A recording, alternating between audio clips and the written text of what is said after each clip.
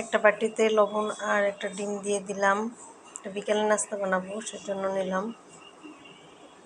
ডিমটাকে ফেটিয়ে সামান্য চিনি দিয়ে চিনিটাকে ভালো করে মিক্স করে নিই। তারপরে দিয়ে দিলাম আটা। আটা দেওয়ার পরেও আবার সেটাকে আস্তে আস্তে করে গুলে নিলাম। অল্প অল্প করে দিয়ে আস্তে আস্তে করে নিলাম। তারপরে একটা কড়াই বসাই দিলাম। কড়াইয়ের মধ্যে সামান্য একটু তেল দিয়ে ব্রাশ করে নিলাম।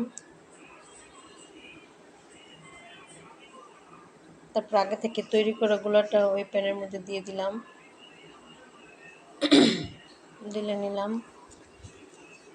দেওয়ার পরে প্যানটাকে ধরে একটু ঘুরে ঘুরে মানে একটু গোলাকার বানাতে চাইছিলাম আর কি। আমারটা অত গোলাকার হয় নাই।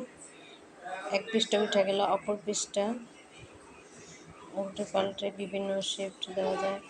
আমি এই শেপট করতেছি। এই শেপটা দিয়ে পাটিসাপটার পিঠার মতো বানাই নিলাম।